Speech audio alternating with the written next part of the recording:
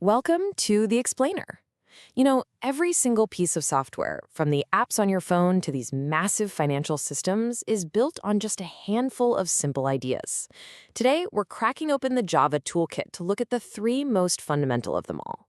Seriously, this is where programming really begins. So let's start with a basic question. How does a computer actually remember anything while a program is running? Well, it's not magic, it's memory. And to use that memory, we need a way to create and label little containers for all of our information. So here's our game plan. We'll kick things off with our toolkit analogy. Then we'll meet our containers, which are variables.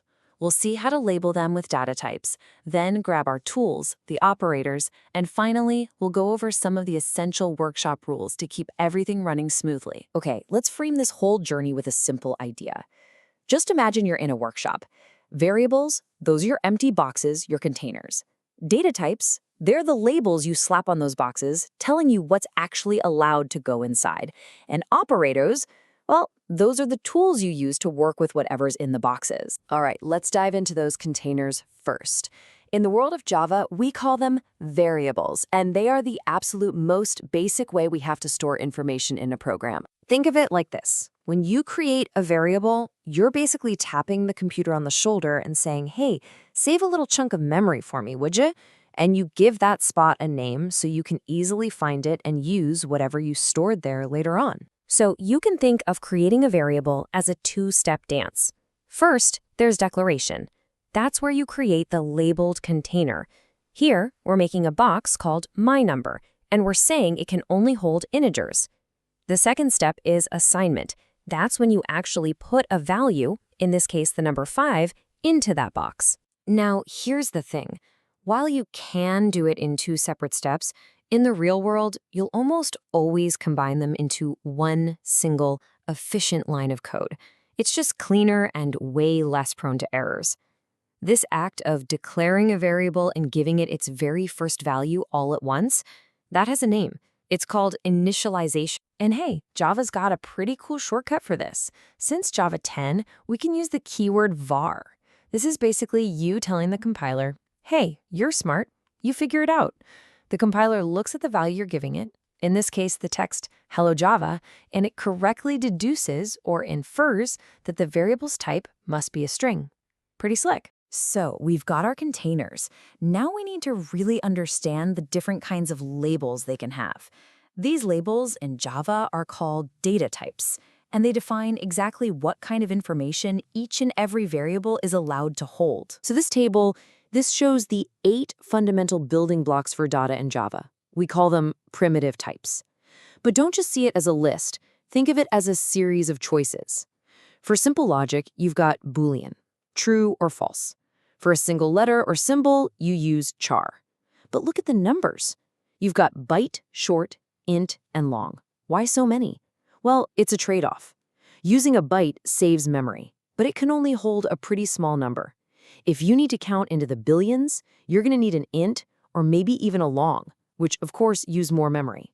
It's all about picking the right tool, the right size for the job. And here's a perfect example of why picking the right type matters so much, especially with decimal numbers. You'll find that you'll almost always use double, and the reason is one word: precision. Just look at what happens when you divide 1 by 3. The float type gets you about 7 or 8 digits, but the double, it gives you around 15. That extra precision is absolutely crucial for preventing small but potentially disastrous rounding errors down the line. All right, we have our labeled containers. Now it's finally time to grab our tools, the operators. This is how we actually get to manipulate, compare, and transform the data that's sitting inside our variables. This is where the action happens. And these tools fall into a few main categories.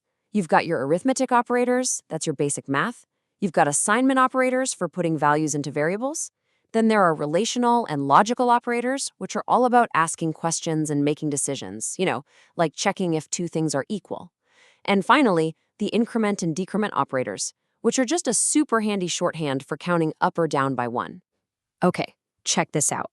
Here is a classic beginner trap that shows exactly why you need to understand your tools. You see the plus sign, and your brain immediately thinks addition.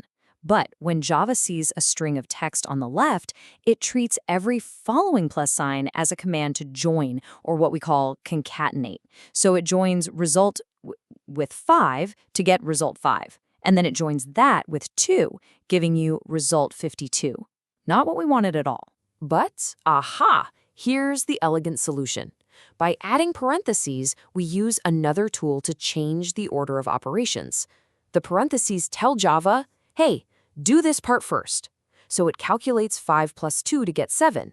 Then, and only then, does it perform the string joining, giving us the correct and intended output. Result 7. See? Simple tool, completely different outcome. Now this is a subtle one, but it's an absolutely critical difference in how that little increment tool works. So let's say a variable x starts out with the value 5. With prefix plus x, you increment the value before you use it, so x becomes 6, and then that new value, 6, gets assigned to y. With postfix, x++, you use the current value first and you increment it after, so y gets the original value of 5, and only after that's done does x finally become 6. Trust me on this one, the timing is everything. Right. Every good workshop has safety rules to make sure things are built correctly and nobody gets hurt. In Java, 2 of the most important rules are operator precedence and typecasting. Understanding these will help us avoid a ton of common errors. Just like in your old math class, Java follows a very strict order of operations. This is also called operator precedence. Parentheses always win. They go first. Then comes multiplication and division, followed by addition and subtraction, and right at the very end comes assignment. This strict hierarchy means that expressions are valued predictably, the same way every single time. So this brings up a really interesting question. What happens if you try to break the rules of your labels? What if you try to fit a big value into a small container? For instance, what if you try to pour a precise decimal number into a variable that can only hold a whole number? Well, to stop you from accidentally losing data, Java will actually prevent you from doing this. It'll give you an error. But if you're really sure that's what you want, you can force the issue. You do this by explicitly casting the value. By putting int in front, we're telling the compiler, look, I know this might lose some information, but just do it anyway. The compiler listens, and it complies by truncating, or basically just chopping off, the entire decimal part, leaving us with just the whole number, 9. And there you have it, your starter toolkit. You've got variables as containers, types as labels, and operators as your tools. And these aren't just some abstract rules. They are the fundamental creative building blocks of the entire digital world. You now have what it takes to stop just using software and to start building it. So the real question isn't just what you'll build, but what problems you'll decide to solve.